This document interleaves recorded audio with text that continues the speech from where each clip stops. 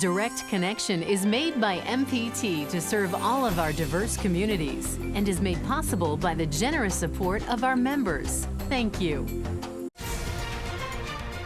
Live from Maryland Public Television, this is Direct Connection with Jeff Salkin. Hi, everybody. Thanks for tuning in for Direct Connection. Coming up tonight, answers to everything you always wanted to know about buying flowers for Valentine's Day. But first tonight, the latest on the measles outbreak and what parents need to know about that. Joining us is Dr. Scott Krugman of MedStar Franklin Square Medical Center, where he is chairman of the Department of Pediatrics. Doctor, thank you for being with us. Thanks for having me. How big a deal is this? This current outbreak is a big deal because back in 2000, we pretty much had eliminated measles from the country. We declared that there's no inborn measles and no one was transmitting measles from inside the country. And we had probably our lowest rate of the decades and decades and decades. And this year, already in January, we almost have as many as last year, and over 100 kids just in California alone have measles. All right, so refresh our memories about the basics of measles. It's mostly an issue for kids? Well, it can be kids or adults if the adults aren't immune.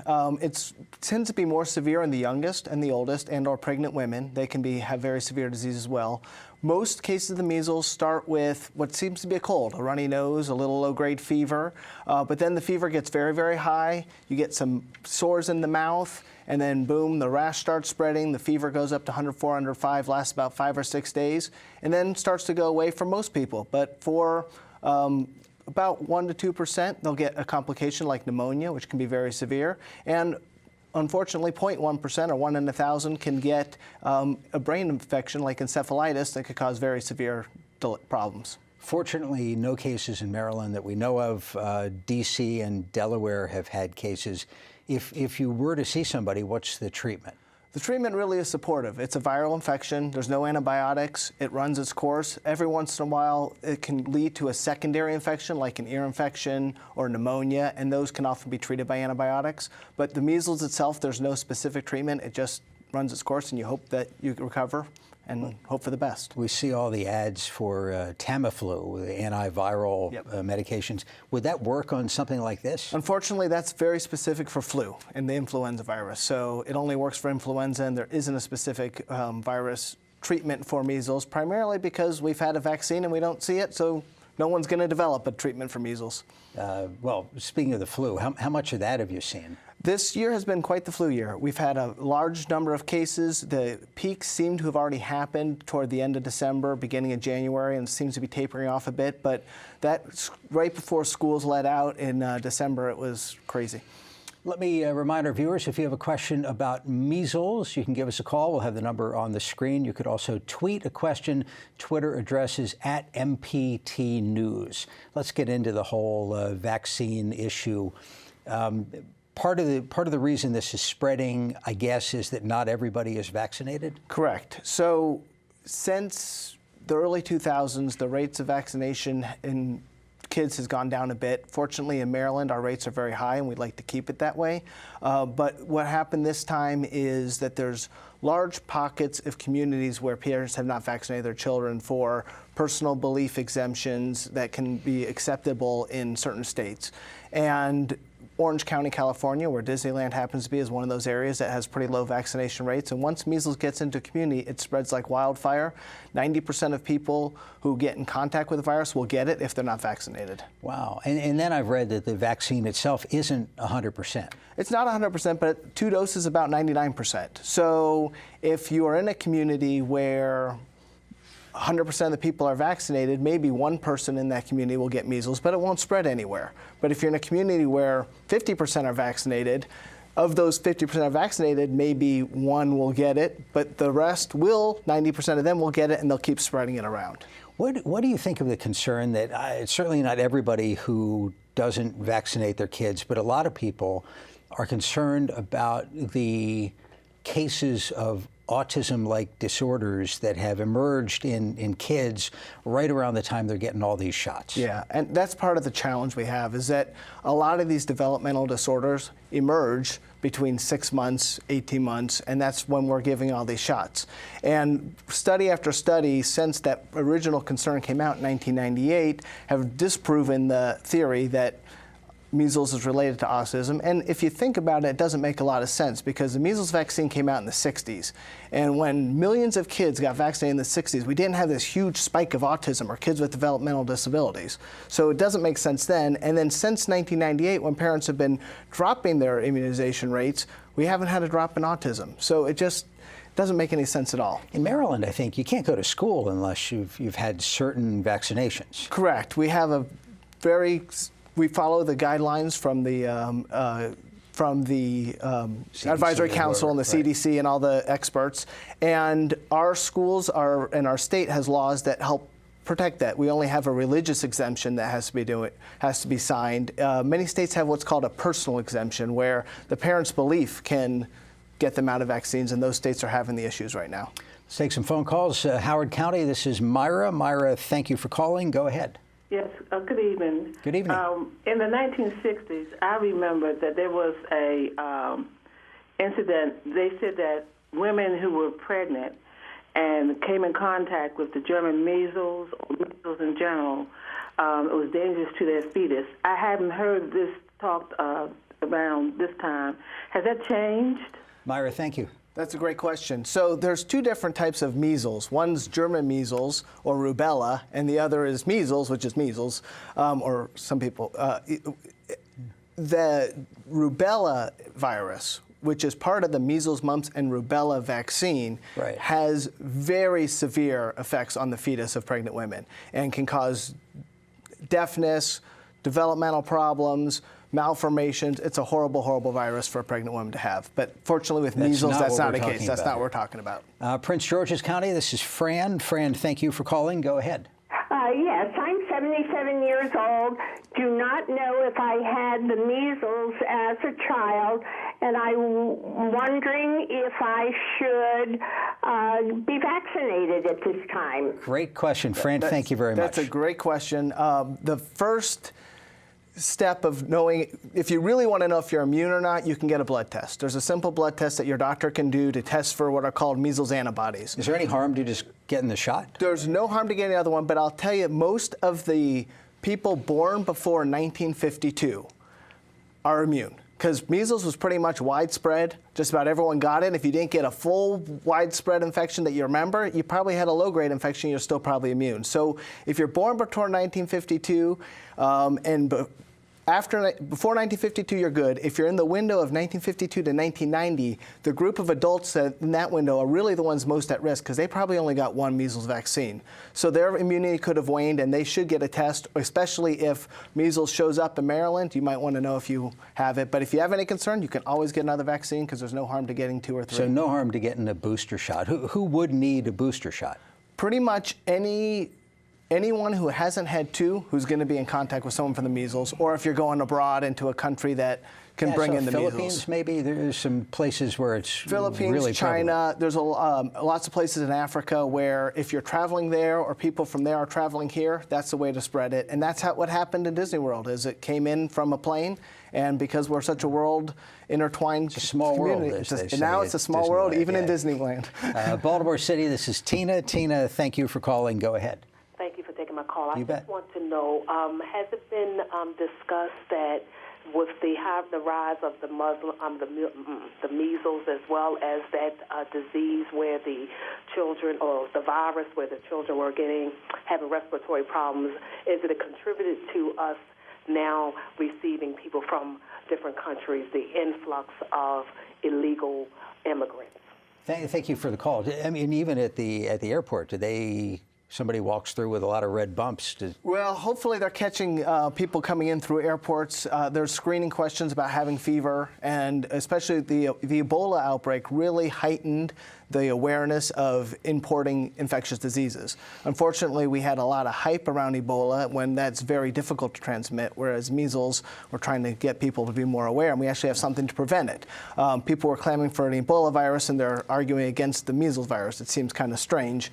But I don't think there's any evidence that the illegal immigration population is bringing it in. It's more travelers, because the timing is pretty quick. Once you've been exposed to it, it's a week or two, and it spreads so fast. The entire group that was coming in, let's say, as an illegal group, they'd all be sick. So it'd be pretty clear. When it comes to vaccines, what questions do you get from parents?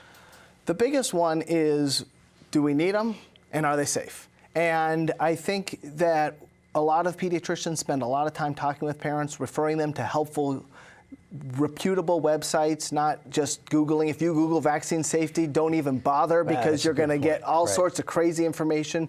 There's great information at the CDC. The Children's Hospital of Philadelphia has a fantastic website with really good vaccine safety information. And we spend time talking about what the vaccine does, what the side effects are. Are there any parents who want to spread it out a little bit? If you look at the chart, what your kid is supposed to get, right around 1, 12, 18 months, there's a flurry, and then there's another flurry at some point. Well, mostly there's a lot at 2, 4, and 6 months, a bunch at 12 months, few at 15 months, and then it goes down till 4. What is important to realize is that this vaccine schedule is there for a reason. So the shots at 2, 4, and 6 months are protecting against the diseases that are most common in infancy. And without those vaccines, we'd see a spike of meningitis, pneumonia, and kids dying left and right. And we've really erased these diseases completely. I did my training in the mid-90s. I haven't seen a case of Haemophilus influenza meningitis, whereas a decade before my training, it was one child after another in the inpatient unit with meningitis. Yeah. So it really has been an effective story. And I think the other very important thing is that even though we're doing a lot of vaccines, the amount of antigens, the amount of material that's making the response is so much less than it used to be. 20 or 30 years ago, the smallpox vaccine would create a huge reaction. People would have a scar on their arm because it was such a big reaction. Yeah. These vaccines are causing a little bit of fever and a little bit of fussiness, and they get better. Let's squeeze in one more call. Pardon me, Frederick County. This is Kate. Kate, thank you for calling. Go ahead. Hi. I had both the measles and the German measles when I was a child, as did many of my friends, and we're all here to tell about it. And my question is, from all the reading I've been doing, and I've been digging deeper than CDC research, et cetera, is what I'm reading is that the only true way to create immunity is to actually get the disease. And then the mother, through breastfeeding her child, passes that immunity on to her child. And now I think, to me, putting disease material of any amount into an infant at 2, 4, and 6 months old, or 2, 6, and 12, whatever that is, just seems absolutely ludicrous to me, too. Kate, let me get you an answer. Appreciate the phone call. So it is true that breast milk can pass on antibodies, but they only last for a short amount of time. And the maternal antibodies that get passed on to the infant really only last for a few months. And that's why the measles vaccine is at 12 months, not at 2 months or 4 months, because the child wouldn't have a good response. It makes sense to immunize.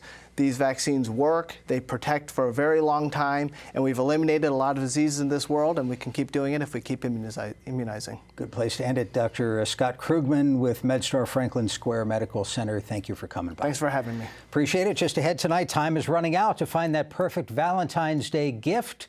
Our next expert has some tips. We will be right back. Next time, it's an hour of discovery when Antiques Roadshow visits Austin, Texas. No. Really? Yes. That's beautiful. That's awesome, man. Great to hear. That's exciting. Sorry. It's like I told you I wasn't going to cry. Tune in to see some fabulous finds from Texas next time on Antiques Roadshow. Tonight at 8 on MPT. Next Next time on Father Brown. A Lannington rosary. Father Brown must find an ancient holy relic. Valuable as it's almost priceless. In order to save his friend. A ransom note. But someone else is looking for the prize. Flambeau. I thought you'd welcome another chance to save my sorry soul. And solving this case will require risking his life. You want to save your friend, you need to learn to trust me. The man is a psychopath, in case you have forgotten. Father Brown. Tonight at 10 on MPT. All families have secrets. Genealogy Roadshow helps a daughter find the truth. I'd love to be able to answer the question, what are you? Oh. And grants a son's wish. Things I learned is just amazing. On the next Genealogy Roadshow. Tuesday night at 8 on MPT. With us now in the studio is Amy Epstein McManus, the owner of Crimson and Clover Floral Design. You like that song, huh? I do. I think it appeals to the masses, so kept with it. It's been good. Let's start with the Crimson side. So red roses are synonymous with Valentine's Day, and you brought in some flowers and a couple of red ones over there, but the point is it doesn't have to be red roses. Absolutely. That's really where we're coming from, I think, at our shop, and I love to show off different kinds of flowers, you know, something like these are ranunculus. People might think that they're roses, but there's just lots of fun other flowers out there that, you know, you could fill in, have some roses in there, put in some of these fun little scabiosa, mix it up a bit. I know you do a lot of weddings, but how important, from a business standpoint, how important a time of year is Valentine's Day? Valentine's Day is a big holiday for retail florists. It's something that really helps us get out of the slump after January, which is a very slow month for everybody. I think every business, not just florists, but it's something that everyone really looks forward to. And it's like, all right, come on, we got to get a little cash flow going and get us over the hump. So at your shop, Roland Park near the post office. Yes. Right. Okay. So what do you sell and when do you sell it? I mean, you can't buy this stuff 2 weeks ahead of time. Well, they can place their order 2 weeks ahead of time. Good point. Absolutely. Valentine's Day is a big procrastinator holiday, so that definitely makes it a difficult time because you never know what people are going to come in. Everyone comes in last minute, but you can definitely call and place an order ahead of time. That way, those orders actually get the best selection. You jack up the prices for the person who comes in on the 13th of February? We don't jack them up. That's actually something that, you know, I'd love to explain to people is the rise in prices for roses for Valentine's Day. It's really a supply and demand situation. A lot of the roses come from Ecuador, and normally they can come in on commuter flights. But at Valentine's Day, there's so many more roses coming in than are needed on commuter flights, so they have to have their own flights. So there's like plane loads of roses coming in. Pilots are using the oxygen mask the whole way. Yeah. So how long do they keep for? It depends. They could last for probably a month or so. There's a lot of times, maybe grocery store. I don't want to say all grocery store flowers all right, are bad, go ahead. but Throw them under the bus. So but some flowers that are less expensive are usually older flowers. So the new ones, you know, that we can get, that they tend to be more expensive because they're direct from the farms. I did think if you're going to get the less expensive ones, you almost ought to procrastinate because maybe they've got that backlog that they're getting rid of on, you know, February 10th and 11th. So let's talk about the mix of what you sell for Valentine's gifts. Yes, we have a lot. How much is roses of any type? Roses are always popular. We have people call, they want to do roses, but they're not sure if they want to do the traditional dozen roses. We definitely get plenty of those. But we suggest why not do a mix of flowers, including roses, so that way you get that sentiment in with the roses, but you know, you get a little bit of something that might be a little more trendy and mix it up a little bit with a fun container. Let me remind our viewers, if you have a question about actually not only roses, Valentine's Day, anything florist related, give us a call. We'll have the number up on the screen, but do hurry. Tips for keeping it alive once you get it home. Well, I mean, flowers are perishable. They sell that little packet, or they give you that little packet of stuff. Yep. What is that? It's flower food, so it does a few different things. It kills the bacteria in the water gives nutrients to the flowers so that they can continue to last as long as possible. The best thing that you could do with flowers when you get them, if they're already in water, that's great. Maybe after a couple days you want to change the water, recut the stems, so that way fresh water is allowed to go right up the stems and the flowers can drink it. If you get flowers in a bouquet, it's really important to cut those flowers, maybe even just a ½ an inch. The flowers tend to seal up at the end when they're out of water, so if you can just give them a quick little cut before they go in water, they will last so much longer. Think of the Christmas tree stand where they cut off the fresh bottom. But how to do it? Because if you do it with a scissors, maybe I'm imagining this, but I think that they last longer if you cut the stem, the fresh end of the stem with a razor blade, as opposed to a scissors, because a scissors sort of crushes it at the same time. It depends. I mean, the clippers that I use at the shop they're clippers really that are kind of like a scissors, so yeah. I think you could do either way. As long as you're cutting them, you're already halfway there. So. All right, so we talked about the supermarket competitors. How about you hear ads on the radio? I'm sure there are other places for flowers that are shipped direct. Is that like a big competitive threat to the industry? It definitely is. I mean, there's Teleflora, FTD, and a lot of those are misrepresented, where I think people believe that they're getting their flowers from this company, where really they're calling somebody local in your neighborhood and giving the order to them. So the best thing that you can do in those situations is just call the local florist, Crimson and Clover, but wherever you are. You're cutting out the middleman. Absolutely, and you will get so much more bang for your buck if you go that way and support local business. So let's take a quick phone call. This is Oksana in Baltimore County. Thank you for calling. Go ahead. I tend to get a lot of flower gifts that include a vase, and there are only so many vases I can have. Is there a recycling program where you can give vases back to florists? That is a great question, because we actually have a vase recycling program at our shop.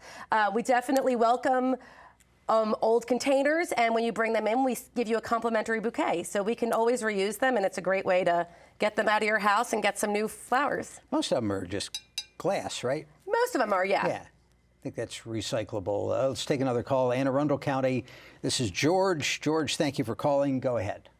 Thank you. I'd like to hear about those flowers that should be cut underwater as opposed to outside the water and then put in. Interesting. Is there such a thing, George? Yes. Okay. Is there? Ideally, most flowers should be cut underwater. It's not, if you put them in water right away, it's not something you need to make yourself crazy about. They'll still hold up pretty well. Before you know it, it's going to be wedding season, and that's what you really look forward to? Yes, yes. We get to have a lot of fun with that, and it's the biggest romance. There you go. This is all just rehearsal. Yes. What's big? What are the trends?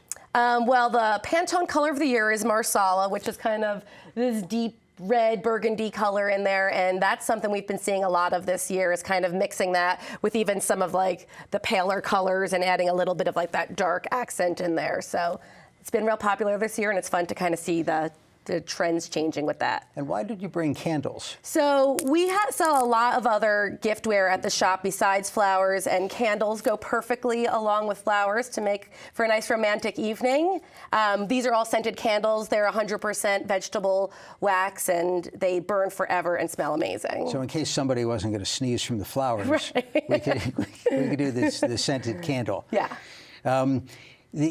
Where's it all come from? I mean, there can't be anything local. Not right now. Houses, there are local greenhouses that you can get flowers from now, but not until March or when the ground thaws out a little bit will we start being able to use a lot of the local farms, which is where we do love to get most of our flowers. But right now they're coming from Holland, California, Ecuador, Japan, Canada, all over. Let's squeeze in one more call. This is Roger in Anne Arundel County. Roger, thanks for calling. Go ahead. Hi. My wife is allergic to most flowers, but she's not allergic to carnations because they're not pollinated. What other flowers are not pollinated? Oh, good question. There's a lot of flowers that are not pollinated. Flowers like the ranunculus over here, they're not pollinated. I have on the back here, there's some of these ornamental kale. They're not pollinated. Pretty much anything where you don't see that, like the lilies, those are infamous for having a lot of pollen in them, but there's a lot of flowers that don't. And if you want to just call and place your order, just let us know that, and we have tons of other options to use instead of pollinated flowers. I sort of wonder about the rose bushes. It's like the annual shearing of the world's rose bushes. And what do they do the rest of the year? They recover, and I guess... Well, the roses that grow, those long stems, they don't grow in nature like that. So they're growing in greenhouses anywhere where these people are just mass producing. They're growing like that all year round because, you know, like you said, there's a wedding season and we're going to need lots of roses for that as well. All right, so the takeaway here is talk to your local florist. Don't do the 800 number or anything. Very good. Thank you. Amy, thank you for being here. We appreciate it. Amy Epstein McManus, Crimson and Clover Floral Design. Thank you for joining us for Direct Connection. Coming up Thursday at this time on Your Money and Business, the outlook for growing the region's economy, plus the art and the business of removing a tattoo. That's coming up Thursday at 7:30. Remember to join us Friday for State Circle and the latest on Maryland politics. Now, for all of us here at MPT, I'm Jeff Salkin. Thanks for watching and have a good night.